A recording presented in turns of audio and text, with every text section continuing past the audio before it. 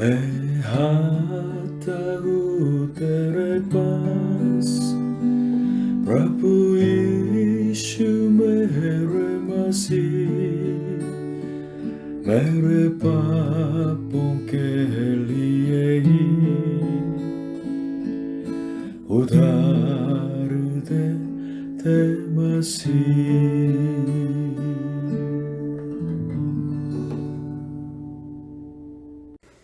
Hallelujah. प्रभु यीशु मसीह जी आप सभी को आशीष दें। संसार सिखाता है कि हर धर्म हमें यीशुवार तक पहुंचाता है, लेकिन बाइबल की शिक्षा इस तरह नहीं। बाइबल बताती है कि मनुष्य अपने धार्मिक कार्यों के द्वारा, कोशिशों के द्वारा परमेश्वर के पास नहीं पहुंच सकता। पापी मनुष्य के लिए परमेश्वर तक पहुंचने के लिए एकमात्र रास्ता है, वो कौन? प्रभु यीशु मसीह है। अगर आप प्राणियों बाइबल को देखेंगे तो वहाँ यहोवा परमेश्वर ने इस्राएल का सेकंड किंग सोलोमन को यरूशलेम मंदिर बनाने दिया है BC 957 में, और ये मंदिर BC 587 में बाबिलोनियों के द्वारा नष्ट किया गया। इसके बाद BC 516 में सेकंड यरूशलेम मंदिर बनाई गई, लेकिन प्रभु यीशु मसीह ने इस मंदिर के नष्ट होने के बारे में भी भविष्यवाणी की। नया नियम में मरकुस रचित सुसमाचार 13वें अध्याय 1 से लेकर 2, जब वह यानी यीशु मंदिर से निकल रहा था तो उसके चेलों में से एक ने उससे कहा, हे गुरु, देख कैसे कैसे पत्थर और कैसे कैसे भवन हैं। यीशु ने उससे कहा, क्या तुम ये बड़े बड़े भवन देखते हो? यहाँ पत्थर पर पत्थर भी बचा न रहेगा जो ढाया न जाएगा। ये सेकंड यरूशलेम मंदिर AD 70 में रोम सैनिकों के द्वारा नष्ट किया गया। इसके बाद AD 691 में इस्लामिक राजा ओमार ने उसी जगह पर 2 मोस्क स्थापित किया। क्यों यहोवा परमेश्वर ने अपने मंदिर को इस तरह बिल्कुल नष्ट होने दिया है? वापस ठीक करने के लिए उसके पास शक्ति नहीं। परमेश्वर के लिए मंदिर महत्व नहीं है, धर्म रिलीजन महत्व नहीं है। परमेश्वर के लिए मनुष्य का मन महत्व है, और परमेश्वर मनुष्य के मन को अपना मंदिर बनाना चाहते हैं। इसलिए दिल के बिना मंदिर अर्थहीन है। आज के वचन दूसरा इतिहास 7वें अध्याय 11 से लेकर 22। यूँ सुलेमान यहोवा के भवन और राजभवन को बना चुका, और यहोवा के भवन में और अपने भवन में जो कुछ उसने बनाना चाहा उसमें उसका मनोरथ पूरा हुआ।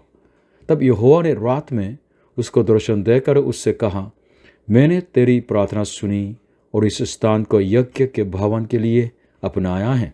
यदि मैं आकाश को ऐसा बंद करूं कि वर्षा न हो, व टिड्डियों को देश उजाड़ने की आज्ञा दूं, व अपनी प्रजा में मरी फैलाऊं, तब यदि मेरी प्रजा के लोग जो मेरे कहलाते हैं दीन होकर प्रार्थना करें और मेरे दर्शन के खोजी होकर अपनी बुरी चाल से फिरें, तो मैं स्वर्ग में से सुनकर उनका पाप क्षमा करूंगा और उनके देश को ज्यों का त्यों कर दूंगा।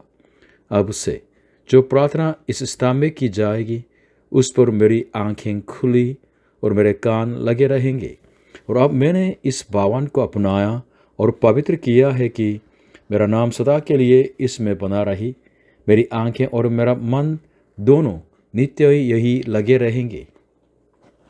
और यदि तू अपने पिता दाऊद की नाई अपने को मेरे सम्मुख जानकर चलता रहे और मेरी सब आज्ञाओं के अनुसार किया करे और मेरी विधियों और नियमों को मानता रहे, तो मैं तेरी राजगद्दी को स्थिर रखूँगा, जैसे कि मैंने तेरे पिता दाऊद के साथ वाचा बांधी थी कि तेरे कुल में इस्राएल पर प्राप्त करने वाला सदा बना रहेगा।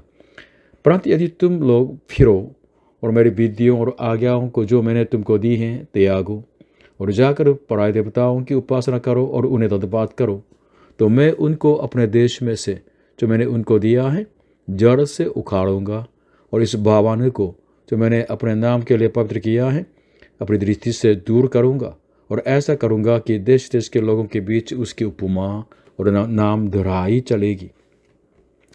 और ये भवन जो इतना विशाल है, उसके पास से आने जाने वाले चकित होकर पूछेंगे कि यहोवा ने इस देश और इस भवन से ऐसा क्यों किया है। तब लोग कहेंगे कि उन लोगों ने अपने पितरों के परमेश्वर यहोवा को, जो उनको मिस्र देश से निकाल लाया था, त्याग कर पराये देवताओं को ग्रहण किया और उन्हें दंडवत की और उनकी उपासना की। इस कारण उसने ये सब विपत्ति उन पर डाली है।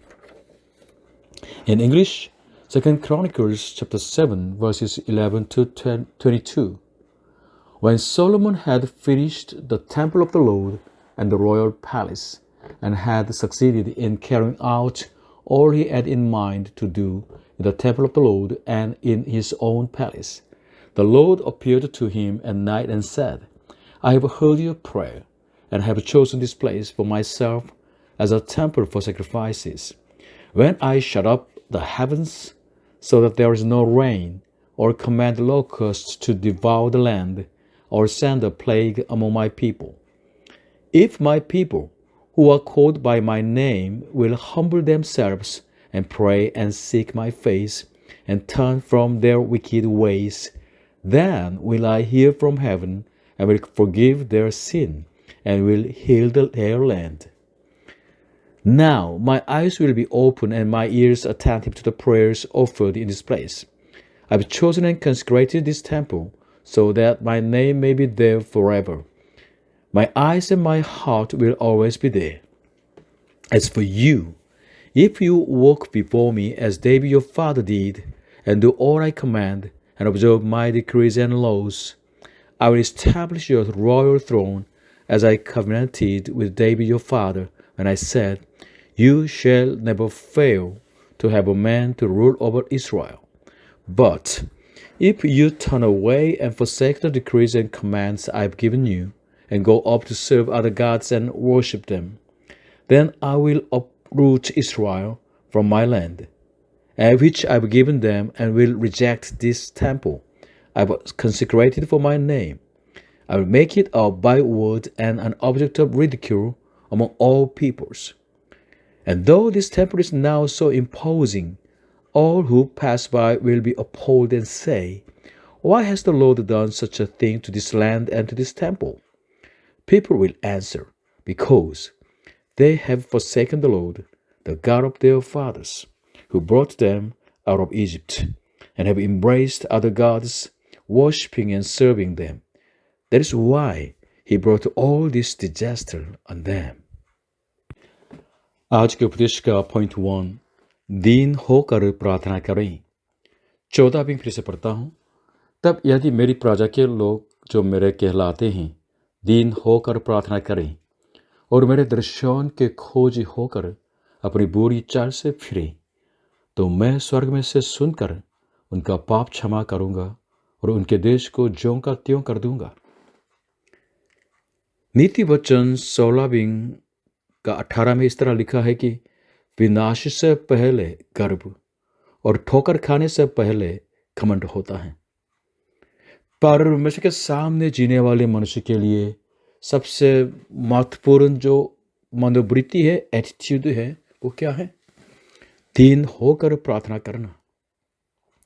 बाइबल के अंदर कई जगहों में पाया जाता है कि जब राजा ने या देश ने तो बहुत पाप किया है और परमेश्वर उनको नाश करने वाले थे, लेकिन ये लोग यहोवा परमेश्वर के सामने दीन नम्र होकर प्रार्थना की और उनकी जो दया मांगी और पश्चाताप किया है, तो परमेश्वर ने उनके पापों को क्षमा कर दिया है और जो श्राप उनके जीवन में लाना था उनको नहीं लाया। परमेश्वर की प्रजा के लिए दीन होकर प्रार्थना करना क्या है? आज के इस 14 पद में लिखा है कि परमेश्वर के दर्शन के खोजी हो रहा है, मतलब परमेश्वर के दया और उनकी उपस्थिति, उनकी मदद मांगनी है, उनकी तरफ तो बिल्कुल आना है और अपनी बुरी चाल से फिरना है। मतलब गलत तरीके के विचार और गलत तरीके के व्यवहार, उससे बिल्कुल मोड़ना है, पश्चाताप करना है। परमेश्वर ने सुलेमान को वादा किया कि अगर उनके लोग इस तरह यहोवा परमेश्वर की मंदिर की तरफ इस तरह प्रार्थना करेंगे तो वह स्वर्ग में से सुन के उनके पाप क्षमा करेंगे और उनके देश को ज्यों का त्यों कर देंगे, इस तरह वादा किया है। इसलिए महत्वपूर्ण बात मंदिर नहीं वरन दिल है, मनुष्य के दिल हैं। हम भी हमारे बुरी चाल चलन से बिल्कुल फिरना है, मन फिराना है और प्रभु यीशु पर विश्वास करके सदा के लिए पाप क्षमा पानी है। आज के वचन का पॉइंट 2, आज्ञाकारिता का फल, 17वीं 18वीं। और यदि तू अपने पिता दाऊद की नाई अपने को मेरे सम्मुख जानकर चलता रही और मेरे सब आज्ञाओं के अनुसार किया करे और मेरी विधियों और नियमों को मानता रहे, तो मैं तेरी राजगादी को स्थिर कर रखूँगा, जैसे कि मैंने तेरे पिता दाऊद के साथ वाचा बांधी थी कि तेरे कुल में इस्राएल पर प्रभुता करने वाला सदा बना रहेगा। परमेश्वर ने आदम के साथ वाचा बांधी। भले बुरे ज्ञान के जो पैर का जो फल के बारे में है, अगर तू भले बुरे ज्ञान का जो पैर का फल खाएगा तो तू मरेगा। इसे मतलब कि अगर वो नहीं खाएगा तो वो सदा जीवित रह सकता था। सचमुच में परमेश्वर ने एदेन बगीचा में जीवन का पेड़ भी तैयार किया था, उसको अनंत जीवन देना चाहता था, लेकिन आदम ने उस वाचा को तोड़ दिया है। और परमेश्वर ने अब्राहम के साथ भी वाचा बांधी। अब्राहम ने उस परमेश्वर पर विश्वास किया और जैसे वाचा में बताया गया वैसे ही परमेश्वर ने कैनान देश को दिया। सचमुच में परमेश्वर अपने वादा पूरा करने वाला परमेश्वर है, विश्वास योग्य परमेश्वर है। परमेश्वर ने दाऊद राजा को के साथ भी वाचा बांधी। वो तो चरवाहा था, लेकिन परमेश्वर ने उसको चुन लिया है और अगर उसके जो संतान परमेश्वर के वचन का पालन करेंगे तो उसके खानदान में से लगातार तो राजा निकलेगा, राजगादी लगातार होता रहेगा, इस तरह वादा किया है। दाऊद परमेश्वर के दिल का आदमी था, परमेश्वर का पालन करता था। उसी वाचा को परमेश्वर ने तो सुलेमान राजा के साथ भी वाचा बांधी। 17वीं 18वीं आज के वचन है, यदि तू अपने पिता दाऊद की नाई अपने को मेरे सम्मुख जानकर चलता रहे और मेरी सब आज्ञाओं के अनुसार किया करे और मेरी विधियों और नियमों को मानता रहे। ये कंडीशन था। पूरे इतिहास में इस्राएल राजा का कर्तव्य था, ड्यूटी था कि परमेश्वर के वचन को निर्लिप्तता में मनन करे और उनके पालन करे और परमेश्वर के वचन के अनुसार, उनकी इच्छा के अनुसार बिल्कुल शासन करे। इस तरह अगर ये राजा लोग तो मानते थे तो परमेश्वर उनको आशीष देते थे। और इस युग में परमेश्वर ने मानव जाति के पाप के प्रायश्चित प्रभु यीशु मसीह को भेजा और सारे मानव जाति के साथ वाचा बांधी। इसलिए हमें सारे जातियों के लिए प्रभु यीशु मसीह के सुसमाचार फैलाना है। और वो वाचा ये है कि यूहन्ना 3:16 और 18 सुनिएगा। क्योंकि परमेश्वर ने जगत से ऐसा प्रेम रखा कि उसने अपना इकलौता पुत्र दे दिया, ताकि जो कोई उस पर विश्वास करे वह नाश न हो परंतु अनंत जीवन पाए। जो उस पर विश्वास करता है, यानी यीशु पर विश्वास करता है, उस पर दंड की आज्ञा नहीं होती, परंतु जो उस पर विश्वास नहीं करता वह दोष ठहर चुका, इसलिए कि उसने परमेश्वर के इकलौते पुत्र के नाम पर विश्वास नहीं किया। परमेश्वर के इच्छा का पालन करने वालों के लिए परमेश्वर फल देता है, आज्ञाकारिता का फल है। परमेश्वर उनके लिए अपने वादा पूरा करते हैं। अगर आदम ने बिल्कुल परमेश्वर की इच्छा का पालन किया होता तो अनंत जीवन जी सकता था, सदा के लिए उस जो बगीचा में जी सकते थे और परमेश्वर के संग संग चल सकते थे, लेकिन ऐसा नहीं हुआ। अब्राहम ने परमेश्वर पर विश्वास किया, इसलिए उसके संतान के लिए परमेश्वर ने कैनान देश को दिया, जहां दूध और मौत की धाराएं बहती हैं। और परमेश्वर ने मानवजाति के साथ वाचा बांधी। उसकी शर्त क्या है, कंडीशन क्या है?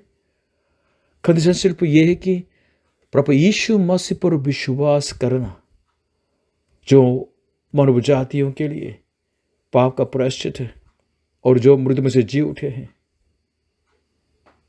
इस तरह विश्वास करना है कि प्रभु यीशु जी ने मेरे पापों के लिए मरा और मेरे लिए जी उठा।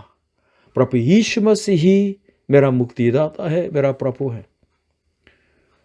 और उस वाचा के पालन का फल क्या है? अनंत जीवन है। मतलब ये कि सदा के लिए पाप क्षमा पाएंगे और परमेश्वर के साथ मेल मिलाप हो जाएंगे और धर्मी ठहराए जाएंगे, पवित्र ठहराए जाएंगे, सदा के लिए स्वर्ग में रह सकेंगे और परमेश्वर के संग संग अनंत जीवन जी सकेंगे। हालेलुया। आज का पॉइंट 3, अनाज्ञाकारिता का फल। 19 और 20। परंतु यदि तुम लोग फिरो और मेरी विधियों और आज्ञाओं को जो मैंने तुमको दी है त्यागो और जाकर पराये देवताओं की उपासना करो और उन्हें धन्यवाद करो, तो मैं उनको अपने देश में से जो मैंने उनको दिया है जड़ से उखाड़ूंगा और इस भवन को जो मैंने अपने नाम के लिए पवित्र किया है अपनी दृष्टि से दूर करूंगा। और ऐसा करूंगा कि देश देश के लोगों के बीच उसकी उपमा और नाम दोहराई चलेगी। इस उपदेश के शुरुआत में मैंने कहा था, परमेश्वर ने बहुत सुंदर तरीके से तो यरूशलेम मंदिर को बनवाया और परमेश्वर ने उस यरूशलेम मंदिर को अपने नाम के लिए पवित्र किया है। लेकिन परमेश्वर ने उस मंदिर को बिल्कुल त्यागा और लोगों के बीच में उपमा और नाम धराई चलने दिया उसकी। क्यों? और क्यों परमेश्वर ने अपनी प्रजा को उस देश में से उखाड़ के दूसरे देश में बिल्कुल भेज दिया है, तितर बितर कर दिया है? दूसरी जाति उनको बिल्कुल खींच के पकड़ के ले जाते थे। क्यों? उनकी अनाज्ञाकारिता की वजह से। परमेश्वर की प्रजा ने बिल्कुल परमेश्वर से फिर के परमेश्वर के वचन को बिल्कुल तोड़ के दूसरे देवताओं की उपासना की।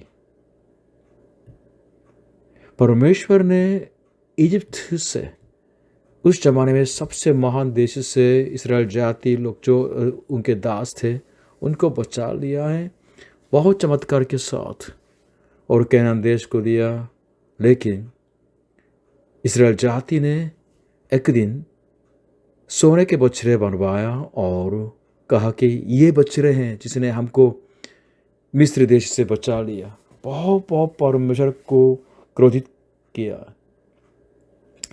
और उस कैनान देश में प्रवेश करके इन्होंने अनेक तरह के देवताओं की उपासना की, मूर्ति पूजा की, अंत में नष्ट किया गया और उस मंदिर के भी बिल्कुल नष्ट किया गया है।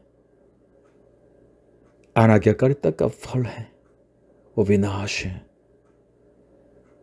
आज्ञाकारिता का फल है वो आशीष है, जीवन है।